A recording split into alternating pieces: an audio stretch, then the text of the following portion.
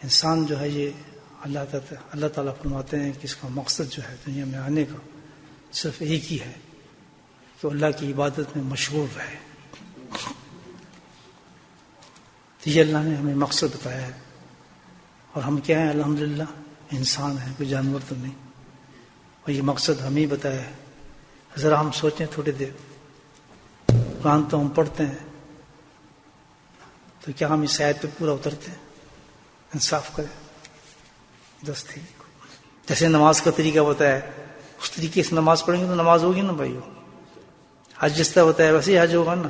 تو ایسے جو اللہ تعالیٰ کہتا ہے کہ ساری زندگی تیری عبادت ہے، تو اس کی کیا طریقہ ہے؟ ہمیں سوچیں تو پوچھیں کس سے؟ اندازہ کتنا نقصان اٹھا رہے ہیں ہم نے. تو سوچے نہیں یہ عبادت ہے. کھانا کھانے بیٹھے کھانا کھا رہے ہیں، سونے جا رہے ہیں، کام پہ جا رہے ہیں، جی ہم وہ فلاں کر رہے ہیں. لیکن مومن کیا کہتا ہے جب سونے نہیں کہہ کہ بس عبادت پہ جا رہا ہوں اللہ تعالیٰ کی. کھانا کھانے بیٹھے میں تو یہ عبادت کرنے جا رہا ہوں. کتنا فرق ہو گیا ہوتا ہے. بات سمجھ آ رہی ہے؟ کریں گے آج سے پکی بات. مزہ ہے عبادت ہے ساری. تو یہ ایسی عبادت ہے الحمدللہ کہ بس قبول ہی ہو بڑے درجے سے. کیسے بھائی بنتی ہے یہ عبادت؟ اس لیے کہ وضو کرنا پڑتا ہے یا کوئی خاص جگہ جانا پڑتا ہے یا کوئی خاص حیت اختیار کرنی پڑتی ہے؟ نہیں. اس کے لیے ایک طریقہ بتایا اللہ پاک نے، بہت بہترین طریقہ بتایا. وہ کیا؟ کہ ہر طریقہ جو زندگی کا ہے میرے حبیب کی سنت کے مطابق ادا کرو. بولے سونے جا رہے ہو اپنی مرضی سے نہیں. کیسے جاؤ؟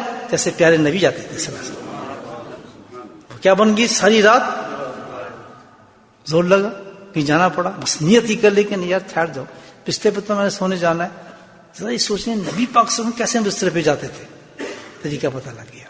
الحمدللہ ساری رات عبادت، کروٹی عبادت. یہ بھی نہیں بلکہ فرشتے اس کے ساتھ عبادت کریں گے بھائی. ہر چیز جو پانی پی رہے ہیں، کھا رہے ہیں، اٹھ رہے ہیں، بیٹھ رہے ہیں، جا رہے ہیں، ہر ایکشن جو ہے اللہ کے نبی نے کر کے بتایا. اور جو عاشقین تھے جو اس سنت کی قدر جانتے تھے، جانتے تھے کہ اس کا کتنا بڑا مقام ہے نبی کی سنت کا، تو انہوں نے الحمدللہ اس قدر اس کا اہتمام کیا کہ ان سنتوں کو اتنا اہتمام کیا، اتنا اہتمام عزت اہتمام کرتے تھے. آج بھی سرکار کے ایک ایک ادا ہم تک پہنچ گئی ہے.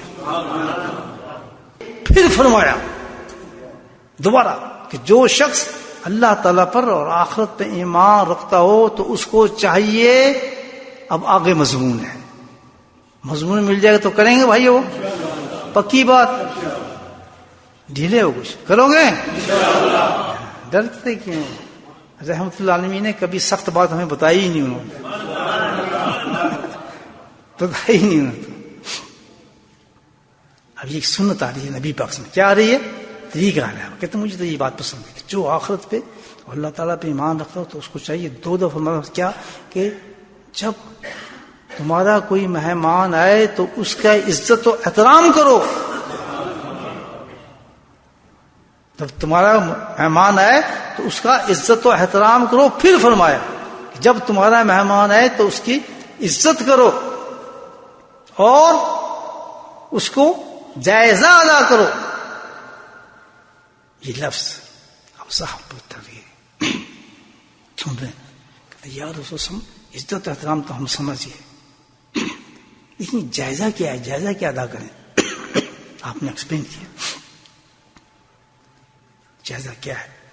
فرمایا کہ اپنے مہمان کی خوب خدمت کرو. یہ جائزہ ہے، یعنی حق ادا کیا تم نے. اپنے مہمان کی دن رات، یہ لفظ ہے، اپنے مہمان کی دن رات خدمت کرو. اور یہ دن رات خدمت کرنا کتنے؟ 3 دن کرنا ہے تم نے. 3 دن اور رات اس مہمان کی تم نے خوب خدمت کرنی ہے. اگر اس سے زیادہ کرو،